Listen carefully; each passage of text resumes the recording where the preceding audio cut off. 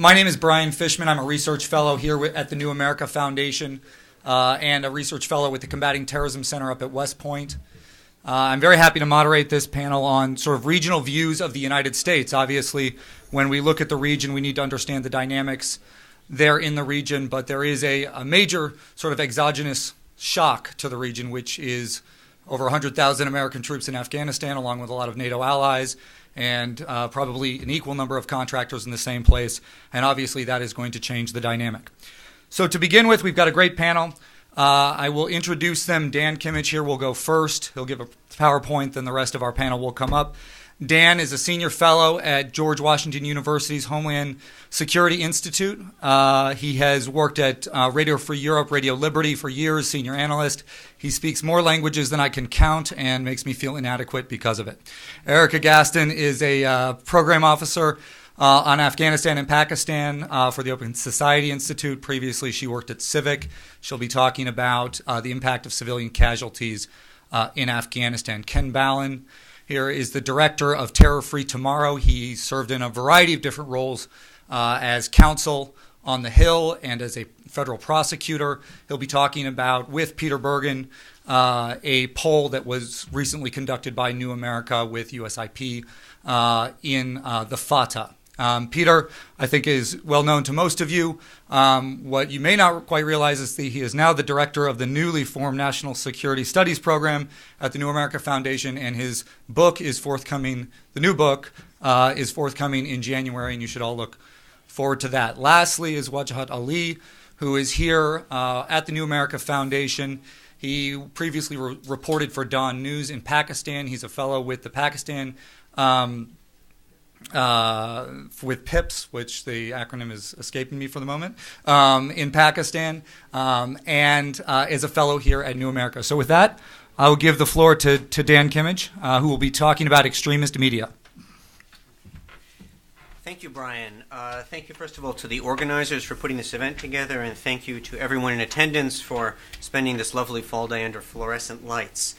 Brian has told me he'll be quite ruthless about the time, so I'm going to try to sum up roughly 10 years of extremist media trends in the next 5 minutes and give us a little bit of a sense of where we are today and where we are going. Let me just make sure this is the way to advance. Yes. Okay. I'm sorry, I need to. Okay. Now, instead of trying to maintain suspense for 5 minutes, let me cut directly to the chase and say that in the big picture, viewing things through the lens of content, context, and technology, we've seen al-Qaeda and the groups around it maintain relatively static content even as the context and the technology have changed. In about 2005, 2007, I would argue they reached a high point, and since then they have been in decline. Today, though, we still face a number of challenges that I'll talk about a little bit at the end. So, let's start with the content. Now, the content has remained remarkably consistent over the last 10 or even 12 years. You see up at the top the 1998 press conference that really brought al-Qaeda to worldwide prominence. You see a little bit below there the website they used to use in 2002 to disseminate their ideas. You see here a picture of Ayman al-Zawahiri and Osama bin Laden after September 11th. And then you see up at the top over here the cover of a book that Zawahiri wrote about 2 years ago. Now, what's interesting is that the content, but what I mean the content, the message, the ideology, has remained remarkably consistent. You can sum it up in about a minute.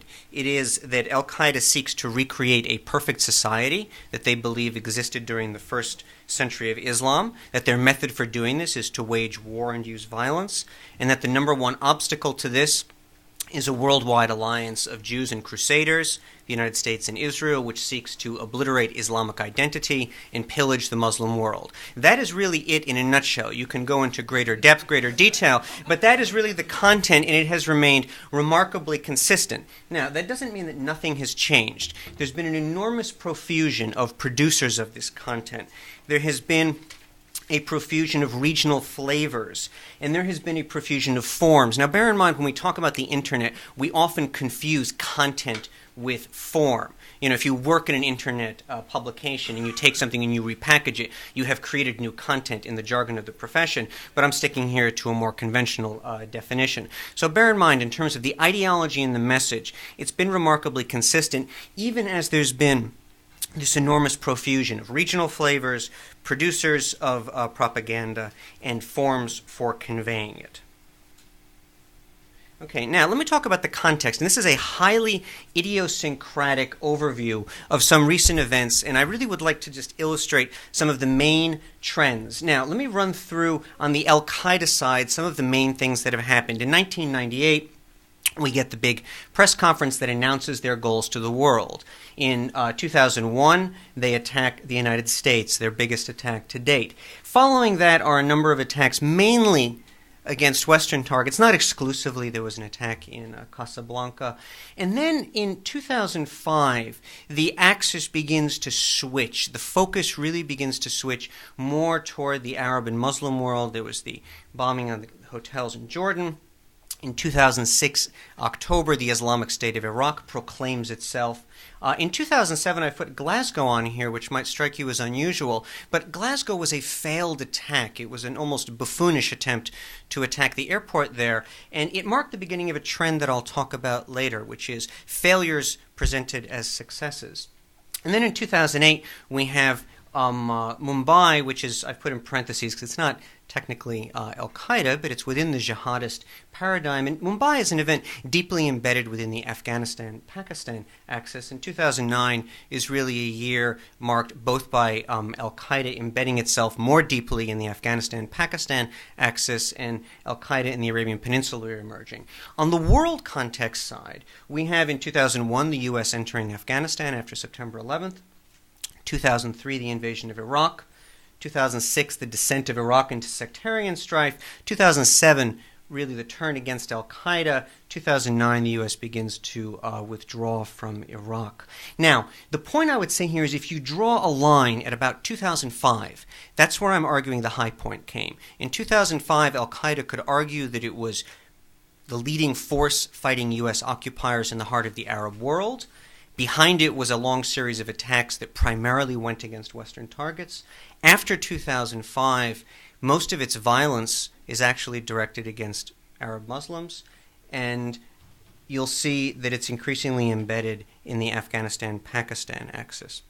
Bear this in mind as one of the key aspects here. The second key aspect is technology. Okay. Let's look at some developments in the technology front and then how al-Qaeda used them. In the 1990s to the early 2000s, we have the internet itself emerging. That doesn't require much explanation. About 2005, broadband really becomes the standard. By about 2007, the New York Times is running weekend specials on social networking and user-generated content, and now we're talking about geolocation and using the internet from everything from your microwave oven to your phone, okay? Al-Qaeda has used this in a variety of ways. In the early days, it maintained a dedicated website. About 2005, it moved very heavily into video. By 2007, it had developed a system of using forums to distribute its propaganda online. And then after that, it slightly lost the technological cutting edge. And since then, it's made some limited forays into social networking, some limited forays into user-generated content, but it hasn't significantly changed its way of spreading its content out to the world. Okay. So, where does this leave us? It leaves us, I think, with the following big picture to sum up the last 10 years of extremist media. The first I would say is that al-Qaeda is ideologically vulnerable. And they're ideologically vulnerable because, if you remember the context, they are operating more and more in the Arab and Muslim world, and they are killing more Muslims than anybody else. That leaves them, I think, ideologically vulnerable. They are increasingly behind the curve. Communications technology has moved beyond video-rich broadband, but the al-Qaeda system for delivering its propaganda is still very much focused on video-rich broadband. Finally, al-Qaeda itself is dispersed. It has gone from being a single organization when it began to multiple regional manifestations. Okay, so what does this mean? I think this means three things, and The first is that it is going to be a resilient enemy. We knew this already, but here you really see why. It exists in a variety of forms, in a variety of places. And bear in mind, this is a very simple point, but one we sometimes lose sight of. Its propaganda is indelible. It is digital, so it is there forever. Our grandchildren will be able to access it. I don't know what they will think, but they will be able to access all of the al-Qaeda films in some form or other. That said, I believe it is fading. Its target audience, as I stated above, is even less receptive, and I say even less because the number of people who were receptive to begin with was quite small. It is harder and harder to maintain online visibility because the internet itself is difficult to stay ahead of, and I think al-Qaeda has not done a particularly good job. Despite some of the best efforts of Western media producers in singing the praises of Inspire, etc., I think that al-Qaeda itself is actually not as much of a presence as it once was.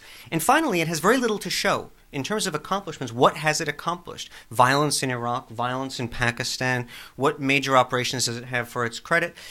The final thing, loners and losers. This seems to be the strategy that al-Qaeda is increasingly settling on in this context, which is to say, if you look at the main heroes of its propaganda recently, these are people like the failed underwear bomber. These are people like the failed Times Square bomber. These are even people like the failed would-be assassin of Mohammed bin Nayef in Saudi Arabia. These are failed operations. They don't achieve their stated goal, and yet they are presented in al-Qaeda propaganda as successes. Additionally, there are loners who are presented as great heroes. These are not people who are part of the al-Qaeda operational network. They're not part of an organization. They're not going for extensive training. So if you think about it, these are in some ways the lowest common denominator. This is sort of the last refuge. This is not to say that it is entirely over, that al-Qaeda will fade from the scene. In some ways, I would say this focus on loners and losers presents us with the greatest challenge because much of the effort to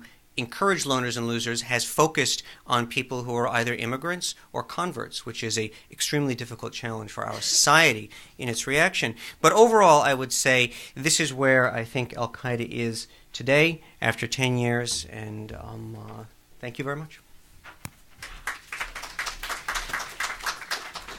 Okay, if the rest of the panel could come up and we'll get going.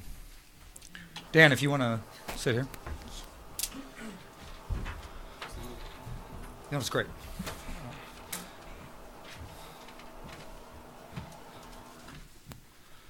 All right, Erica, you're up next. Great. I'll try and be as timely. Can everyone hear me okay? So my name's Erica Gaston. I work for the Open Society Foundations. I've been based in Afghanistan for the last 3 years, primarily working on civilian casualty issues. I'm a human rights lawyer, so a lot of what I've done has been documentation. But the research that I'm going to talk about today, I think, is interesting because it offers a slightly different perspective, a little bit more into kind of how some of the human rights issues that we've heard about, like civilian casualties, have affected broader Afghan perceptions and some of the strategic implications of that. So my organization recently conducted research. We conducted 250 interviews across Afghanistan, a pretty wide spread of provinces. There's not time to get into the methodology, but I'm happy to talk about it later, although I do want to emphasize that this was a qualitative rather than a quantitative survey. It's not a statistical survey, so please do be mindful of that. What we were trying to find out, one was in July 2009, as many of you know, General Stanley McChrystal issued a number of tactical changes that had the focus of reducing civilian casualties, reducing ire over certain other international military practices, and that this would advance some of the broader counterinsurgency goals. So we wanted to see, one, if the tactics were effective, if they were addressing Afghan concerns. That was one big question. And then secondly, we also wanted to find out what Afghans were thinking about the major cause of civilian casualties, which are insurgent attacks, particularly IEDs and suicide attacks. According to UNAMA statistics, insurgents were responsible for 76% of civilian casualties in the first half of 2010. That's compared with their analysis of 12% due to international forces. So that's a pretty big gap. So we wanted to find out, what are Afghans saying? Are the main forces leading towards this? Are there any solutions? What we found was not quite what we expected. We found that when we talk about Taliban or insurgent actions in Afghanistan, Afghans engage from a very different baseline or starting point of assumptions than many Western policymakers or than Western media, and that the differences in the way that they attribute blame or responsibility for these attacks and a failure sometimes to explore these differences can result in some pretty significant unintended consequences for Western policy, from counterinsurgency to proposals on reconciliation to even simple efforts to get rule of law jump-started on a ground level. Without further ado, in trying to jump through all of these things in 7 minutes, just to give you a roadmap, I'm going to try and discuss some of the key threads that relate to the overall topic of this panel, which is the regional view of U.S. forces, or more generally, I'll talk about international forces. And then I want to answer a couple questions, one specifically about what these perceptions say about blowback in terms of insurgent-caused civilian casualties or U.S.-caused casualties. And then thirdly, maybe discuss a little bit, specifically good after the last presentation, about what propaganda tells us about these perceptions and also what it fails to tell us. So first, the general findings. Given the statistics I just shared, with the disproportionate number of civilian casualties and other harm being committed by insurgent groups, not to mention the degree of atrocities in terms of beheadings, kidnappings, mutilation, really severe attacks, we were surprised that when we went out and asked Afghans, we found about the same level of blame or responsibility in terms of their attribution for civilian harm or civilian casualties or the escalation of the conflict. They were not only as likely to say that international forces were as much to blame as insurgents, but also in terms of their view of the conduct. They were also very likely to describe international forces as brutal, as likely to violate sort of human rights or Islamic law standards as insurgents, which was surprising given our perspective. And what was even more surprising was the degree to which this was true in most of the provinces that we talked to. That is, we were as likely to hear stories about international forces going in and shooting a baby in its crib or dragging women away in their helicopters among our westernized, relatively well-educated NGO co-workers in Kabul, as we were speaking to someone with relatively less educated, say, in rural host. And that was very surprising because we expected a lot more differences. Secondly, one of the things that we heard frequently, and perhaps this is a bit of an explanation in terms of this responsibility issue, was that often there was a lot of buy-in in terms of believing that international forces were directly or indirectly supporting the insurgents. Sometimes that was simply a level of, well, there wouldn't be this rise in attacks if forces weren't present. Sometimes it was, well, they should have prevented it. And then very, very often, though, it was, well, we actually think the international forces must be giving money or weapons, or else how could the insurgency be this active? Or we actually saw them passing weapons on, or we saw them planting mines, or we know they paid that suicide bomber. And again, I think those of us working in this area have all heard these before, and they've certainly been documented. But again, what surprised us was that it wasn't just coming from your usual suspects, the people you think would be more susceptible to Taliban intimidation or propaganda, but also from those who, have worked very closely on this project, have worked with international forces. And still, when, I'd share this and I'd say, can you believe that's what we're hearing? When we talk to people, they'd say, oh, yes, of course, you didn't know that the international forces were planting mines. So, that was a level of surprise.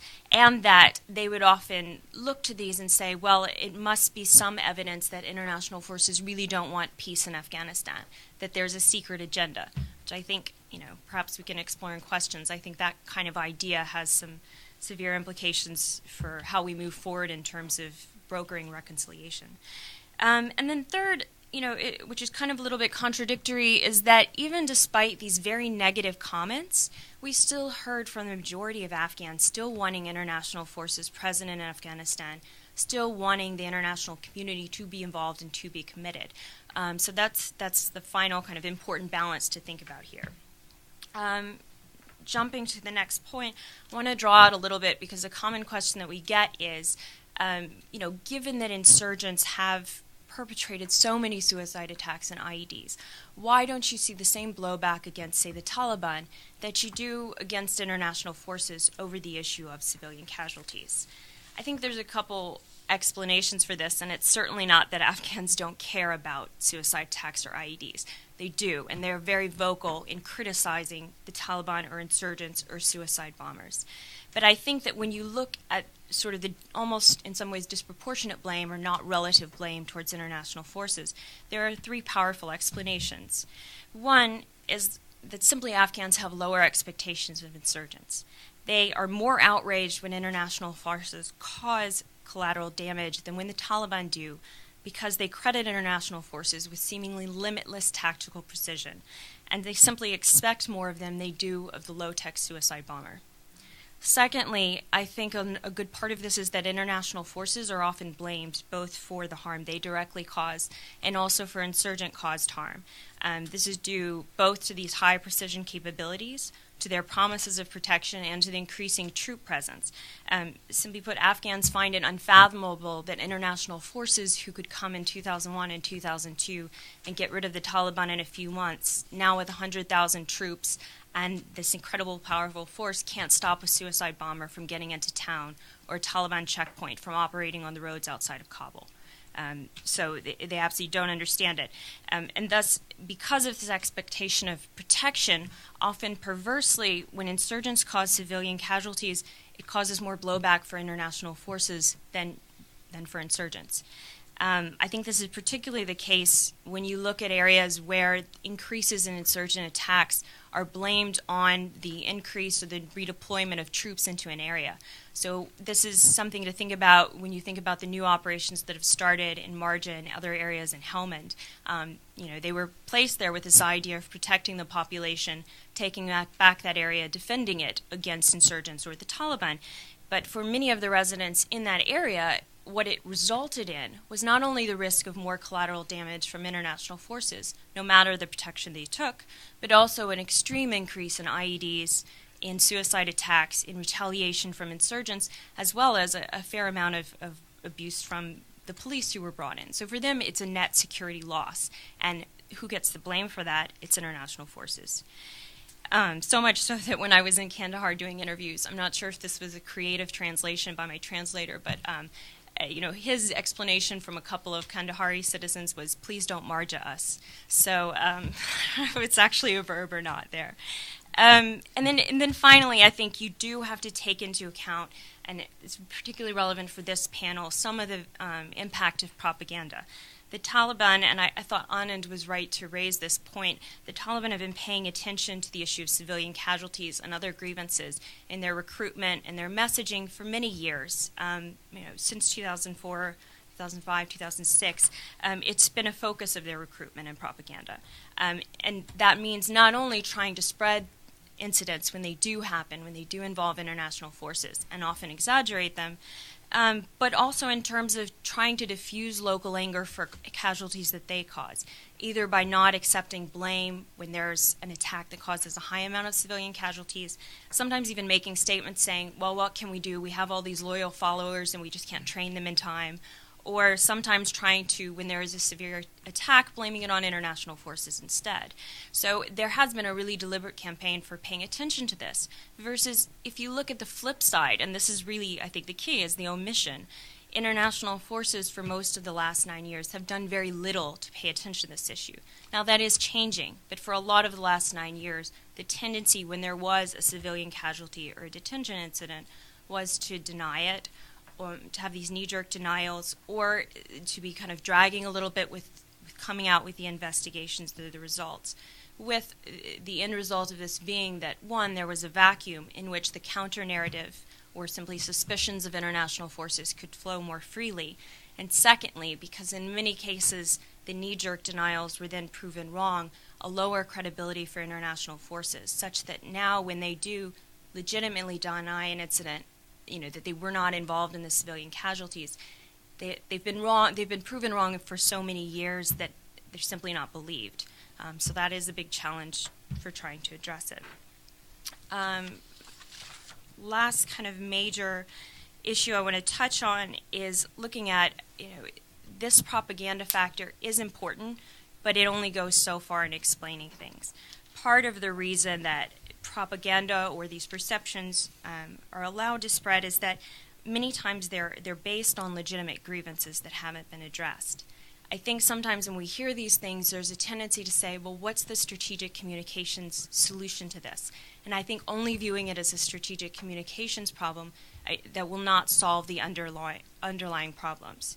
There is the issue of the fall in expectations and how you deal with the fact that you're held to different standards, and that's a reality, and international forces should be holding themselves to high standards. I think also, though, you have to look to actual conduct. This is both past conduct in the sense that if the Taliban wanted to spread a message negatively about international forces, or simply if Afghans, after 9 years of not seeing progress and seeing insurgency rise in their area, are willing to believe some of these things, it's because there have been very real incidents of civilian casualties, detention abuses, and they know about these, and it's part of the local coloring view of the U.S. and of international forces now. Second, I think even though there have been significant improvements in the last year, and credit is certainly due, there are still continuing problems. For example, airstrikes and the deaths that result from them have been reduced, but in contrast, an equally problematic or troubling tactic by international forces is night raids, and those have actually increased in the last year. So it only takes one of these to kind of rejigger the sentiments of the past few years. And then finally is the role of proxies or partners, is that a lot of times when we hear these really negative characterizations, or we look to what is the root of them, they might be due to international forces, or they might be due to propaganda or expectations, but they might also be that at some point in the last 9 years, we've hired various or supported various paramilitaries or subcontracted guards or highway militias, or you name it. There's been lots of iterations of them, and we don't always have a good sense of what they're doing, either when they're being paid or in their spare time, or who their affiliations are. So some of the stories of passing on weapons or supporting the insurgencies, I think on face value it's hard to believe them, but you can also see how a local from the ground could see how U.S. supported actors who are doing these things and blame, put the blame straight up to the U.S. Just a few closing thoughts on the broader issue, and I promise just a minute or two left on this. I think, one, there's been a recognition the civilian casualty issue is central to the view of international forces. I think that, that message has been gotten. But I think often the conclusion that's then drawn from that is that simply by decreasing civilian casualty rates, you can have sort of a panacea for fixing Afghan perceptions. I think that's, I'd like to push on that a little first because of this point about blame for insurgent cause casualties, but also because although this is a key issue, it's not the only one for Afghans. You absolutely do need to reduce civilian casualties to build Afghan trust, but reducing civilian casualties doesn't inevitably guarantee you Afghan trust. There are also a lot harder issues in terms of addressing accountability or night raid or some of the things that were at the focus of our study, such as corruption and related issues. Second, I want to simply raise the tension we often see on the ground between, in bold headline letters, this counterinsurgency strategy that does try to address local grievances, reduce civilian casualties, put forward a lot of these more sensitive issues, versus the equally significant but perhaps slightly less talked about counterterrorism mission that seems to be happening within this broader mission in Afghanistan. The counterinsurgency strategy is costly and it's difficult, both in terms of Afghan lives and international lives and in terms of treasure, and it requires a lot of sacrifices. And I think there's a real tension between investing that amount of resources and a lot of the gains being undercut by certain counterterrorism operations like night raids ongoing at the same time. I don't think we've really wrestled with that. And I promise this is the last 2 sentences because I know he's watching me on time. Finally, just the overall theme of short-term gains versus long-term strategic thinking. A few speakers at this conference have raised the issue of, why invest just in Afghanistan? We've certainly heard this in other kind of public dialogue. There's lots of other states that could become a safe haven. What about those? And I think these perceptions do point to a key difference, which is that, yes, there could be a safe harbor in Yemen or Somalia or these other places, but we haven't spent the last 9 years in Yemen and Somalia really creating an irritant and turning the population's perceptions against the U.S. in the same way. I don't want to overstate that because I said I do think there is still widespread enthusiasm for international involvement and international military in Afghanistan among Afghans. But I do think it's a warning sign both on a short and a long-term level. Thank you. Thank you, Erica. Ken, why don't you go next?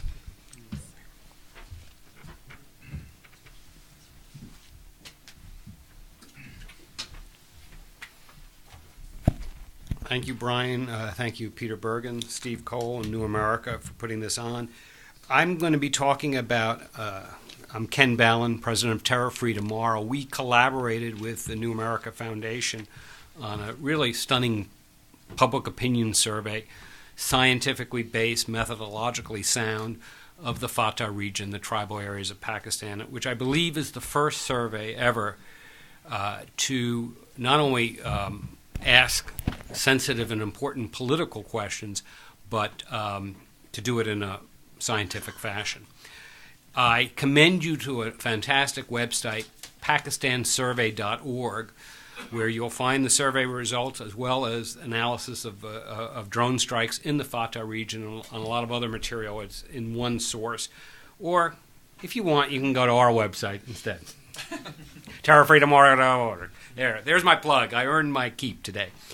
Okay, this survey explodes certain myths that are commonly held by so many people when we discuss the FATA region, which is that people, first myth, people in the tribal areas support American drone strikes. I've heard this a number of times. I've heard it from people inside Pakistan. I've heard it from many folks here in the United States, experts, people in our military. That's false. The second myth is that people in the tribal area support the Taliban and Al-Qaeda. They do not. They summarily reject both groups. Okay, let's go through the poll findings very briefly, not to bore you with statistics, which are inherently boring. But the poll found that 9 out of 10 people, 9 out of 10, oppose U.S. military-style operations in the region. Now, here's an important finding which I'm going to go back to, which is the bottom line.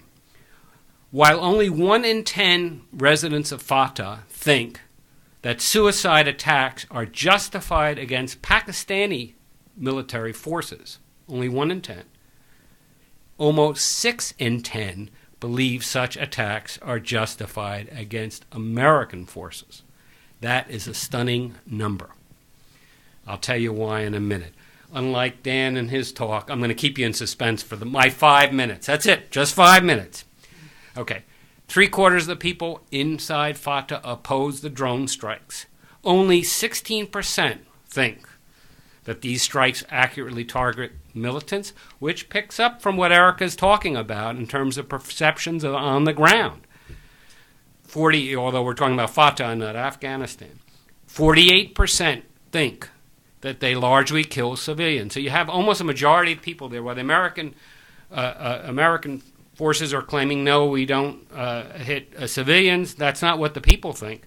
And 33% think they kill both civilians and militants.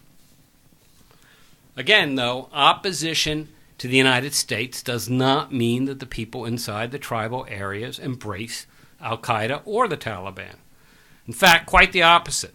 Less than 10% of the people support the presence of Al-Qaeda in their area, and less than 20% the Pakistani Taliban. And we asked the question, this is Peter Bergen's question, I call it, because he first came up with this idea several years ago when we were polling in Pakistan, saying if Al-Qaeda or the Taliban were on a ballot and you were to vote, would you vote for them? Well, we got less than 1% of the people saying they would vote for these groups. Less than 1%.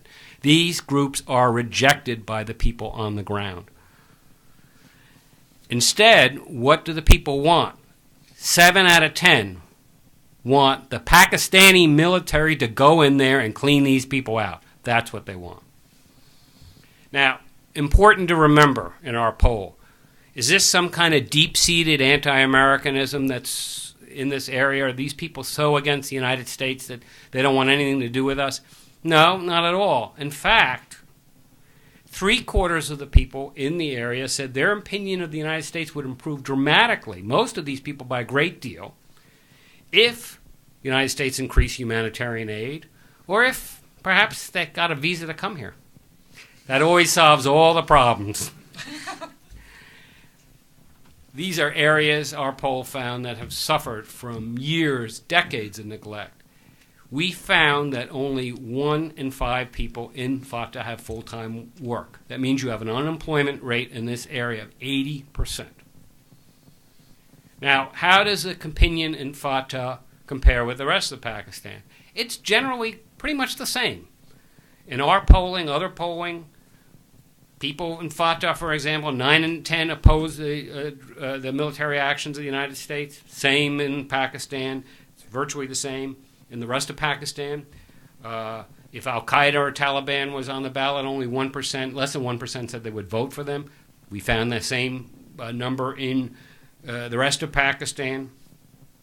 Only 1 in 10 FATA residents think suicide attacks are justified against the Pakistani military and police, in deference to the Inspector General. This is comparable to Pakistani opinion in general.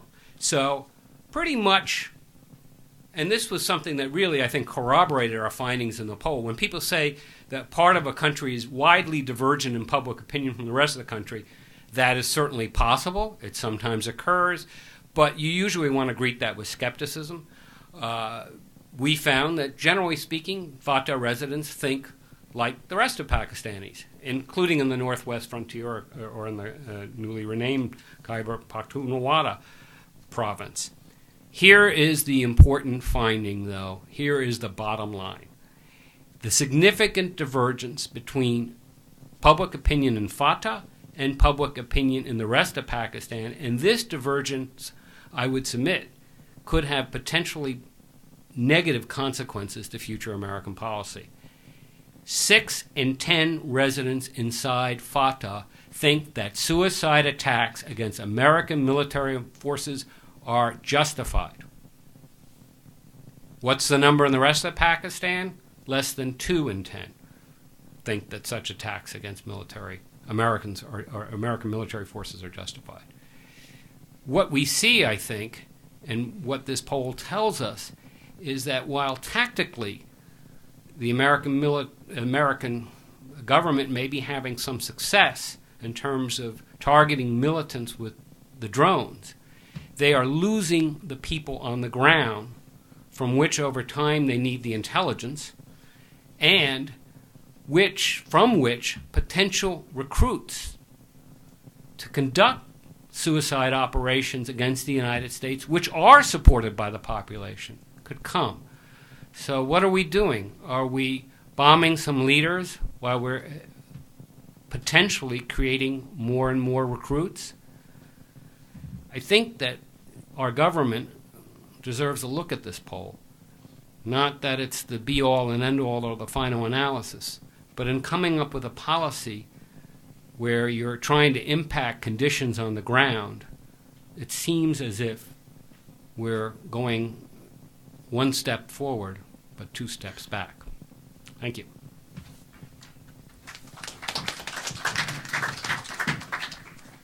Okay, Peter Bergen. Thank you. My presentation is going to be about the drones, which sort of bears on some of the issues we've been discussing. The drones are the world's worst kept secret. So Catherine Tiedemann of the New America Foundation is one of the world's leading dronologists, and she's come up with some pretty convincing figures that I think answer many of the questions that we have. I mean, the first question we have, and that was raised partly by Dave Kilcullen in a piece in the New York Times, was what is the real civilian death rate? And this was controversial for obvious reasons. There were Pakistani press reports that Dave Kilcullen drew upon, indicating the civilian death rate might be as high as 98%. And I think the point of your op-ed, Dave, was not simply what is the real rate, but what is the perception in Pakistan, and we'll get into that in a minute. And we have U.S. officials claiming that the real civilian casualty rate now is something like 2%. And of course, this is not on the record, and it's all anonymous. So what Catherine and I decided to do was look at since this, I mean, when large hunks of metal drop out of the sky mysteriously and explode, it's very hard to keep this secret. So each drone attack is well reported. I mean, Pakistan is home not only to a very aggressive domestic press, but every major international news organization, whether it's CNN or the New York Times or the Washington Post, has substantial resources. So these drone attacks are very well reported. We're getting the reports in real time. And so Catherine has concluded that in 2004 to 7 there were 9 attacks. In 2008 there were 34, 53 in 2009, and 98 in 2010. One of the big takeaways was we calculate that non-militant fatalities, and we say, which maybe to distinguish slightly from civilian casualties, is over the life of the program was about 30%. Now you can make an argument that's too much, or that's lower than expected, but it's certainly the case that civilian casualty rate is going down dramatically. So in 2010, the real civilian casualty rate, as far as we can tell, is something like 8%, which again you might say, hey, that's too much or it's too little. One calculation that is rarely explored in all this is when Bayatullah Masood is killed, how many Pakistani civilians did he kill? How many? I mean, and I think the numbers, we're talking about hundreds or even thousands that Bayatullah Masood would have been personally responsible for. And that's not something you hear much in the debate. But we wanted to present these numbers so that a more transparent debate about all this was going to happen. And I wanted to sort of segue a little bit to Erica's point. I mean, I think civilian casualties are, obviously there's a moral and ethical problem. And it is not surprising that in Afghanistan this is the single most important issue, and we have only recently, as Erica so ably pointed out, really got a handle on that. And you think about President Karzai, he's been going on about civilian casualties in Afghanistan for a very long time. There might be a reason for that is that he was almost killed, if you may recall, by a 2,000-pound American bomb that landed directly on him before he was going to become the leader of his new nation. So this is something that's sort of in the front of his sort of brain. It's not an abstract issue at all. And I think it's not just about civilian casualties, and perhaps Erica later can comment on this. I think a very big issue is about our sovereignty as a country. I mean, I think so when you look at, when Ken did a very able job of explaining our poll, which was also Patrick Doherty played an absolutely instrumental part in framing. But so we asked the question, what happens if the drones were controlled by the Pakistanis? And instead of this 3/4 of opposition that we found, or even higher in the FATA, suddenly there was a split. So if it was a Pakistani-controlled operation, there would be much more acceptance of it. So it's not just about the perception or reality of civilian casualties; it's also about the issue of sovereignty. Now, one thing that's kind of surprising to me is how the human rights community, this has not really been an issue. I mean, surprisingly, and I think. I think if President Bush had amped up this program by, orders of magnitude as President Obama had, I'm just suggesting, I think the human rights community would have taken a much more negative view of it. And if you look at the arc of these attacks, President Obama has authorized more than triple the number of attacks in the last 20 months than President Bush did in the 8 years of his presidency. And yet we hear nary a peep, really, from the human rights community. Philip Alston, the UN Special Rapporteur on extrajudicial killings, has made some comments about this, but it's gone without much comment, which I just find sort of surprising. Another area that I think is of interest is, because this is the world's worst kept secret, why isn't there more debate about making it more transparent? And I think there's all sorts of reasons why the Pakistanis want plausible deniability for their involvement, which is very deep in this program, but the plausible deniability is no longer plausible. When you have the Sunday Times publishing pictures of U.S. drones in Pakistan at their bases in 2008, when you have Senator Dianne Feinstein saying that the drones are being flown out of Pakistan, the plausible deniability is over. And there's a very good metric that Catherine found, which shows the high degree of coordination between the Pakistanis and the Americans on this, which is when the Pakistanis went into southern Waziristan in force in October of 2009, the drone strikes there essentially ceased. And there are almost no drone strikes. They're almost all in North Waziristan. So we don't even need to know the reporting that does exist of the coordination. You can just see it in the pattern of the attacks themselves. So the Pakistanis are deeply involved in this. They authorize this. Their intelligence helps this. And we're also killing Pakistan's enemies. And so since the United States has a good story to tell about civilian casualties now, I think that the 2% civilian casualty rate is not completely unlikely, or something very low in that area. It seems that a more transparent program might be a program that might be more popular in Pakistan, since after all, this is really also operating in Pakistan's interests. Few other points about metrics on the drones. I think that the story of the metrics of the drones is pretty mixed. I mean, yes, Al-Qaeda's leaders have been killed, but the most dangerous job in the world, which is constantly refilled, has been Al-Qaeda's number 3, and there's just always somebody willing to step into that position. Yes, it's hard to tell which plots have been averted, but if the drones were so successful, why is it that Faisal Shahzad traveled to Pakistan to get training after the drone program was dramatically ramped up? Why is it that Najibullah Zazi got training in the tribal regions after the drone program was dramatically ramped up?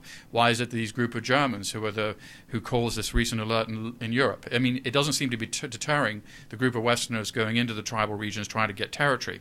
Another metric you'd be expecting, if the drones were so effective, violence in Afghanistan and Pakistan should be dropping precipitously, because we know from the United Nations that most of the suicide attackers in Afghanistan are coming from the tribal regions for some of the reasons that Ken just laid out, because of the sympathy there for suicide attacks directed against international forces in Afghanistan. But violence in Pakistan and Afghanistan is at record levels. Another indicator that the drones program were very effective would be Al-Qaeda's video production, which Dan Kimmage talked about. And Dan, is the world's leading expert in this subject. And in 2007, Al-Qaeda released a record number of releases, 100. Then the number dropped to 50 in 2008 when the drone program really started getting amped up. And then in 2009, it kind of recovered about 70. In 2010, I think it's kind of in the same region. So it hasn't had a big effect on their video production. It has had an effect, I think, on Ayman al-Zawahiri and Osama bin Laden releasing statements. They've released fewer statements indicating perhaps they're more interested in survival than propaganda. But again, it doesn't seem to have had a huge impact. It's a tactic, not a strategy. And there's one other very obvious problem with the drone program is dead men don't tell tales. So we're no longer collecting evidence against anybody. And I'm not suggesting that it's easy to go into the tribal regions and arrest somebody. But the fact is that when KSM got arrested, he had 4 cell phones, he had computers, he had pocket litter, all of which would produce a very rich haul. So, and of course, from a very cynical perspective, we're no longer imprisoning people with all the problems that entails. So just to summarize, or just in conclusion, I think a more transparent program might be a more popular program in Pakistan. And one other point, which I don't think often is pointed out about this, is that it's, I think, uncontroversial that we're killing a relatively small number of civilians compared to what was expected perhaps several years ago.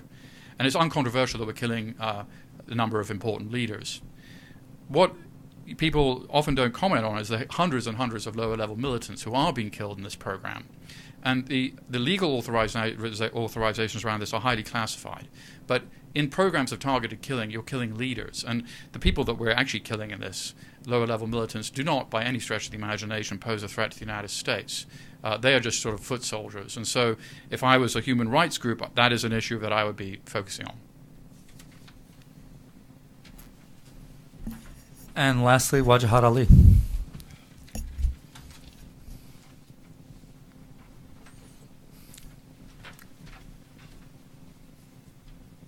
Thank you. I'm going to talk about how Pakistanis view the United States of America. Broadly speaking, there are 2 competing narratives about the United States in Pakistan. The first recognizes Washington's significance to world politics and urges the government in Islamabad to work with it. The second maintains that the United States is a factor of instability in the region and Pakistan should try to keep a safe distance from it. Now, opinion polls suggest that the second narrative is gaining alarming popularity in Pakistan.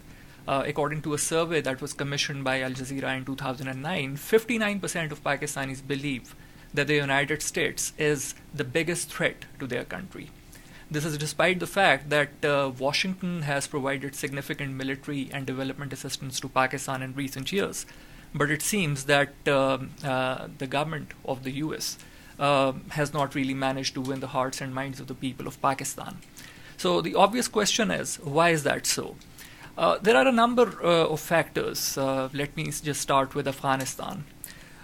Just like most people in the United States believe that the situation in Afghanistan has deteriorated because of Pakistan, many people in Pakistan believe that Pakistan is facing the specter of religious militancy due to the US military presence in the region. Now, obviously, it is very difficult to dismiss that. It is very, very simple to dismiss that claim by pointing out that Pakistan is actually facing the blowback of its own flawed policies of the past. It was using non-state actors to advance its own interests in the region, and its current predicament is but an outcome of that. However, most people in Pakistan do not view the situation the same way. There are many of them who actually point out that wars and insurrections in Afghanistan have traditionally attracted people from Afghanistan to their side of the Pashtun tribal territories. The ethno-religious phenomenon was exploited by the United States and Pakistan in the 80s. Now, obviously, the two countries are at the wrong side of the stick. The Bush administration's stark ultimatum to Pakistan, you are either with us or against us, and the Musharraf government's subsequent decision to relocate thousands of its troops from its eastern border with India to the porous Durand line complicated the matters even further. And the Pakistani administration was immediately accused of neglecting Pakistan's own national security interests and fighting Washington's war in the region. Subsequently, it became very difficult for political administrations in Pakistan to take the ownership of this war. And the situation actually persisted even after the militant groups started targeting innocent civilians and security forces in Pakistan. The good news is that most people in Pakistan now realize that these groups are actually posing a mortal threat to their country. But this realization, this awareness has not really brought them any closer to the United States. This is because of the fact that many of them actually believe that Pakistan should not have joined the US-led war on terror in the first place. Most of them do not really factor Pakistan's pre-9/11 involvement in Afghanistan into their equation. They just believe that if Pakistan walks out of its alliance with Washington today, Tehreek-e-Taliban Pakistan militants are going to stop targeting them and the security Pakistan security forces. So obviously, the situation in Afghanistan is creating a lot of resentment against the United States of America in Pakistan, but there are also other factors. For instance, Pakistan's national security perception is largely shaped up by its decades-old rivalry with India, and most of the people of Pakistan actually expect the United States to nudge India and Pakistan towards the negotiating table and help them resolve their outstanding regional disputes. But when they look at the U.S. diplomacy in the region, they get mixed signals from Washington. For instance, there are U.S. officials who have actually pointed out that Islamabad has done tremendous work. Its security forces have been fighting militant groups in the northwestern territories of the country. And Washington has often pointed out that Pakistan is their foremost ally in the war against religious militancy. But at the same time, a U.S. president goes to India and offers a nuclear deal to the administration in New Delhi. Similarly, Pakistanis see that there is an American presidential candidate who wants to address the Kashmir issue. But at the same time, Pakistanis also realize that after this presidential candidate wins the election, his administration is too reluctant to actually take up this issue with India and Pakistan. And so the average Pakistani sees that the United States wants to take an integrated approach towards the region, but he's also perplexed to see that the administration in Washington does not want its AFPAC envoy to talk to India and to actually help India and Pakistan come together. So the view from Pakistan is not always encouraging, it is not always objective. But it is very important to it is very important for us to understand it. It is very important for us to discuss it, mainly because of the fact that the militant groups will be the biggest beneficiaries if the Pak-US relationship runs out of steam. It is also important to understand that the US economic assistance does not matter to an ordinary Pakistani because he has not really experienced its trickle-down effect. So, if anything, an average Pakistani sees the U.S. financial assistance to his country as Washington's way of buying the political elite of his country, and from keeping them from protecting Pakistan's own national security interests. So, of course, there are other dimensions to this issue as well. But I just wanted to, discuss some of these factors which I believe must be discussed in order to keep the relationship between Pakistan and the United States up and running. Thank you.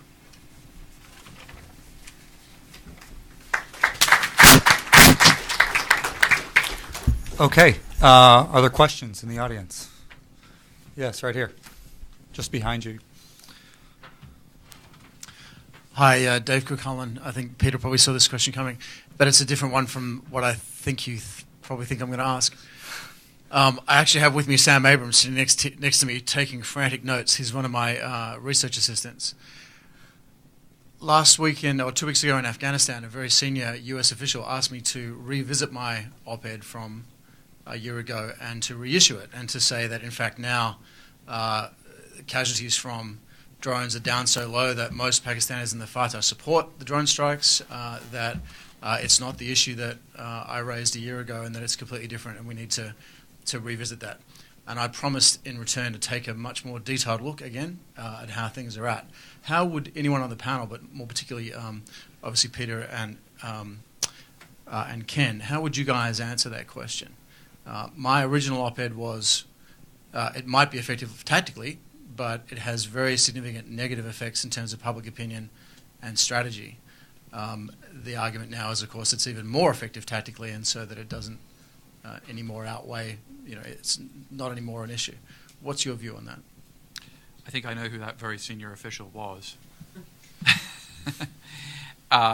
He would have a pretty strong interest in explaining and feels very strongly, I'm sure, that the civilian casualty rate is very low. But, I mean, obviously there's a lag between. The fact is that if you go back to the 2006 period, I mean, when there was a strike in Demadola, dozens of people were killed, and not many of them were militants, relatively speaking. So there's a lag, and it's not just the civilian casualty issues. I think the sovereignty issue is just as important to Pakistanis. Do the thought experiment where, Mexico was killing Texans, even Texas criminals, and a number of occasionally were killing Texan civilians, but still just killing a lot of criminals. I think most people in Texas would be kind of angry about this. And so countries don't like their sovereignty, even if their government has perhaps acceded to this. So, I think the facts are, that's why I argue, and Catherine and I wrote in the New York Times an article arguing for greater transparency. Since the United States now has a good story to tell, a much better story to tell, why not tell it? And there's a way you could imagine, I mean, every drone strike is on videotape. You could imagine releasing certain videos to, let's say, human rights independent organizations to say, and to sort of certify that this in fact did not kill a lot of civilians. But as long as there is secrecy is supposed to serve policy, not the other way around. And right now the secrecy seems to be driving the policy. If the civilian casualty rate is so low, I think the United States should become more transparent, both about the actual strikes and also about the legal classifications around these strikes. So I think, David, to answer your question, and Ken can amplify, tactically it's sort of been a qualified success, and it's the only game in town. The 82nd Airborne is not going into the tribal regions, but the public opinion, views of the United States, hostility to the United States is remarkably stable in Pakistan. It hasn't changed much in the last several years, and the drones are part of that story. Just to amplify briefly on that point, not only is public opinion in FATA, we showed with the poll, opposed to the drone strikes. But the opposition is so intense that 6 out of every 10 people inside FATA want suicide attacks against American troops, which is unlike the rest of Pakistan, which is anti-American. So we're not only increasing anti-American feeling, because that, as Peter pointed out, is fairly stable in Pakistan, but we're increasing the intensity of the opposition to the United States. And that's something interesting to look for in a poll. Not just, sometimes people just offer opinions in poll as kind of a protest, or, as a way to be heard because their lives generally are pretty bad. You find that often, so you got to take a poll with a grain of salt sometimes. Certainly anti-American opinions generally throughout the world are somewhat exaggerated. But when you have that kind of intensity where people actually say they support suicide attacks, it's something to pay attention to. I want to follow up on this a little bit with a question to you too, Dan, which is what is the role of the drone strikes in militant propaganda? And then secondly, are we conflating two things when we talk about support for suicide attacks against American troops and the potential for strikes by militants in the Afghanistan-Pakistan region in the West, abroad? Are those necessarily the same? Yeah, let me just start with a very simple point. When I was doing research on militant propaganda in Iraq in 2007, one of the interesting poll results we found is that in countries where there was, and I don't remember all of the specifics, it's cited in the report I did on Iraqi insurgent media, but there were countries where people would express objections to U.S. policy but not necessarily support attacks against Americans. The one exception was they had very strong support for attacks on American soldiers in Iraq who were seen as an occupying force, obviously. And I think that we can ask the question of how drone strikes start to move perceptions of the U.S. into that territory, where, for those of you who have read Thomas Hegghammer's recent book on jihadists in Saudi Arabia, the definition of classical jihad. So you have a foreign occupier, and then you can use violence against that person. So I think that that's part of what I'm hearing from the perceptions of the drone strikes in these parts of Pakistan. On the issue of how they're used in the media, I haven't done a systematic study. One of the questions I actually wrote for myself here is which drone strike victims have been featured in al-Qaeda media and how. And I do plan to take a look at that. I can say anecdotally that there are certainly mentions. I don't have enough evidence right now to say there's been a concerted campaign, but it definitely does figure. One of the things to bear in mind, though, about al-Qaeda media is that they have trouble demonizing the U.S. because they have demonized the U.S. so much already. Okay, so this is actually a serious issue. Their propaganda already presents the U.S. as such the epitome of evil that something like a drone strike is not going to move it any farther into the evil category. This is actually a problem that al-Qaeda has in its strategic communications, is that they've ramped things up to 11, and so it's hard to go any farther than that. But the question that Brian asked is a serious one, and one that should be part of the debate. So, this is a kind of further comment on the drones. If you look at our drones database, all the drone attacks are in the tribal regions. Now, the amping up of these attacks began in the summer of 2008. The people who are left in the tribal regions are either very deep underground or they can't get out. And I think anybody who could have got out may well have got out. There has not been a single drone strike in Baluchistan. I think that would be an enormous red line for the Pakistani military. There hasn't been a single drone strike in the Northwest Frontier province outside FATA. And so that is just simply a comment. And the FATA is a relatively small area compared to the Northwest Frontier Province or Baluchistan. Another comment David wrote earlier in the day said that he might talk about, and unfortunately he didn't really talk about his experience of what the drones were doing to the people who were holding him. But if you read his account in the New York Times, these people were the militants who held him were deeply freaked out about the possibility of being taken out by a drone strike, and were moving and were very concerned. So clearly it's having some ability at disruption. But one other point about who these targets are now, who are we targeting? There are very few al-Qaeda leaders are being targeted by the drone strikes anymore. It's mostly the sort of Pakistani Taliban, maybe occasionally the Islamic movement of Uzbekistan. So the original rationale sort of seems to be kind of more and more tenuous. The Islamic movement of Uzbekistan isn't going to attack the United States. So part of the part of the legal rationale for this is the doctrine of proportionality and the threat that these people pose. I think increasingly the victims of these strikes are not really people who are really posing a direct threat to the United States or our operations in Afghanistan. But again, it's very hard to disentangle because the secrecy that surrounds this. Why don't we take another question in the back there?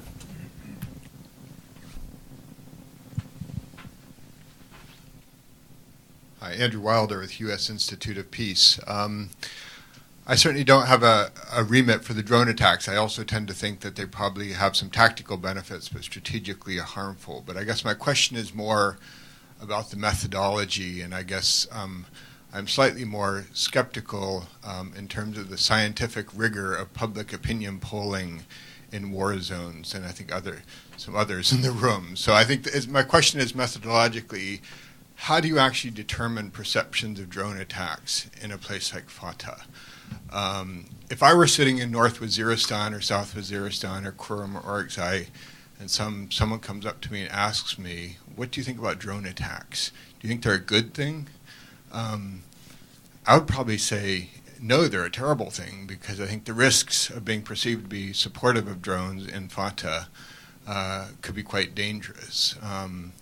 If someone kind of comes up to me and asks me, well, what do you think about suicide attacks against the Pakistan military? Well, if you suspect that there's quite a few ISI agents roaming around in FATA these days, to say that you're supportive of attacks on the Pakistan military might not be sensible. On the other hand, it might be to your benefit to say you are supportive of suicide bombing attacks against Americans if you think that there might be Haqqani network people nearby or Beit al-Masoud's friends. So I guess I'm skeptical because also in the Afghan context, where I have done quite a bit of research, public opinion polling consistently seems very out of line and paints quite a rosy picture generally relative to when you do qualitative research on the ground, what you hear. So again, just methodologically, just wondering, is this quite as scientific as it's sometimes presented, given the political constraints of asking questions in environments where you're generally not able to do that in a private zone? There's generally people around when questions are asked, and there's considerable risks. Well, one thing you can look at, I don't know why I'm sending feedback, but anyway. One thing you can look at is answers to all the questions, because if people presumably are scared to say they favor attacks against Pakistani military or scared to speak out against the Taliban or Al-Qaeda, you wouldn't get the same number. We got 90, let me take this mic. We got 90% of the people saying they disapprove of Al-Qaeda. They want Al-Qaeda removed. They want the Pakistani military to remove them. So you can't say, well, that's a valid finding, but that they don't like U.S. drones was influenced by the war zone. So I think you have to look at the totality of the questions and determine for yourself what that means, because people were willing and, in fact, able and ready to speak out against the Taliban and Al-Qaeda. They don't want them in the FATA, and they don't want America conducting drone strikes or any kind of military operations either, but they're much more open to the Pakistani military doing it. So I don't think you can have it both ways and say, well, they're not going to speak out against the Taliban, and that's why they're going to say, suicide attacks against America's okay because they're scared of the Taliban. And then in the separate question say, we don't want the Taliban, we want the Pakistani military to take them out. Two small things. On the methodological point, Andrew, the organization that conducted this is an organization called CAMP that has a substantial presence in FATA and has done major survey work there for the British government over the last several years. And Ken has done 30 polls, at least, in the Muslim world, including many in Pakistan. And he gave it a very skeptical and rigorous look, and we feel pretty confident about our numbers. Of course, all polls are just, they're indicative of larger trends, and on that question of larger trends, as Ken pointed out, the FATA findings were very similar to the findings that Pakistan in general. Gallup has done polling in Pakistan for a long time, And consistently, this is found to be one of the most anti-American countries in the world. I believe that finding, unfortunately. And support for the Taliban is also dropping in Pakistan in general. And the fact that there is hostility for the Taliban in FATA, as shown by our poll, I don't think is particularly surprising because of their actions. Typically, the Taliban will come in, they get a certain amount of popularity, as Inspector General Khan said, for sorting out disputes, and then very quickly they institute their draconian mores and rules, and the popularity evaporates. Okay. Other questions? Yeah, let's take these two here, and I think those are probably going to have to be the last two. Thanks. Sam Abrams, Karis Associates. I'm wondering, I know the survey was only taken once, but if anyone can shed some light on changes over time in perceptions in Pakistan and FATA. Sure. Go ahead. Why don't you ask your question, and then we'll answer Linda both. Robinson. I'm curious whether your poll asked about the degree of tolerance among residents of the FATA for an indefinite Pakistani military presence, and whether you ask any questions about preference for security performed by indigenous forces to the region. Thank you. Well, to answer the first question, no. I mean, we don't have any trend data. And to answer your second question, no, basically, is the answer. We did not ask that exact question. I think by the finding that I alluded to, that people want the Pakistani military to come in, I think, and the most popular person in the FATA region, anyone want to hazard a guess? We gave lots of individuals. Osama bin Laden, nobody likes him, or the Taliban. Who's the most popular person inside FATA? What were you going to say? I think you got Pam it. Constable got it. Who? I think that's Pam Constable, is it? General Kiani. Yep, General Kiani. That's right. Wait.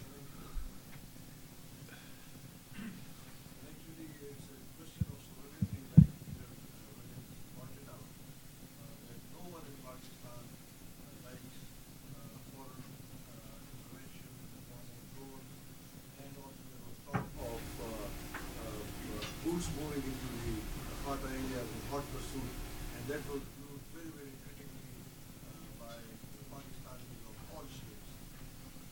What the Pakistani public wants is that if the Americans want Pakistani to sort out their Taliban and their Al-Qaeda, they should give the technology to the Pakistani government, and then they will target these people, and to that they will have very, very difficult objections. Although the accuracy is fantastic, the accuracy of the drones is up to 90-95%. The innocent people who die in the process are those who are accompanying those terrorists inside the route or in the vehicle, whether the driver or the loader or whoever. They are very, very accurate. The question, again, as I said, is the kind of sovereignty. The popularity of American government is definitely being affected by these drone attacks. Thank you, Andrew. And I think there is need to review these policies. The other thing is that there's so much promise of aid, and it doesn't come through in time, and people get disillusioned. So I think that is very important, that if some delivery has to be made, it has to be delivered fast. There is always questions relating to transparency. Now, in this world, where in 90% of the countries you have corruption, and because of 20% of the funds being ciphered away, you deny the common man the benefit of the donors' funds. The point is that you should have a proper transparent system, but then do make allowance for these things, because they will take place. Wherever you may spend money, there will be pilferage. Sir, can I cut you off there? I just want to let one more question in the back, Pam Constable, and then we'll go to the panel and then move on.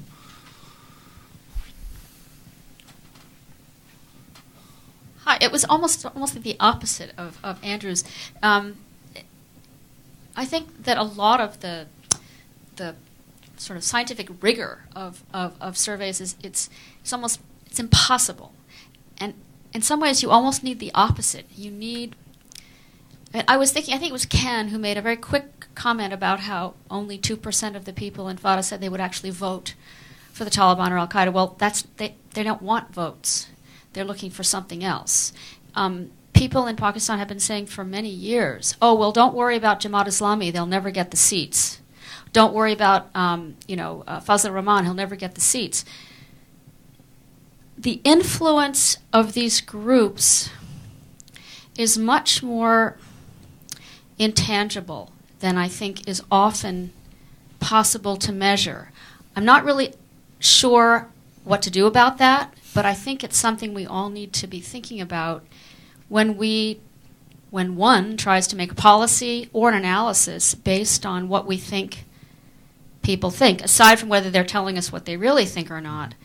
I think some of the worst things that are happening, really, we can't measure because they're happening very much in people's hearts. Wajahat, do you have any thoughts on this? I'm just wondering, because if we are going to go away from some of the numbers.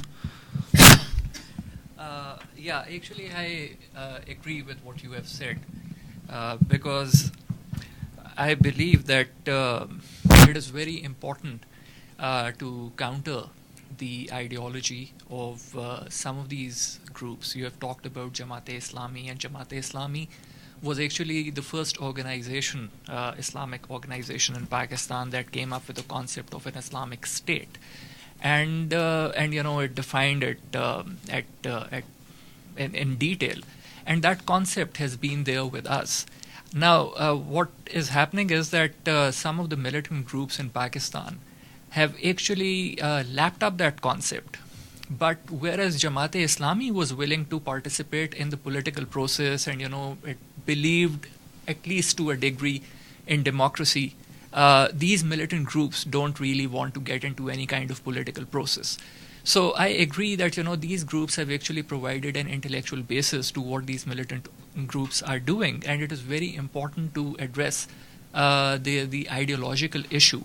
Unfortunately, what has happened in Pakistan so far is that we have tried to counter religious extremism. We have used military force for that. We have also tried some economic development in some of the areas. But I think that it is very important to understand the trends, patterns, and causes of religious radicalization and address them, because as long as we are not going to discuss the Islamic ideology, which is actually providing the intellectual basis to what these militants are doing, we won't really be able to do anything. We won't be able to, win this war convincingly. So Thank you. I think we should probably call it there. Thank you very much.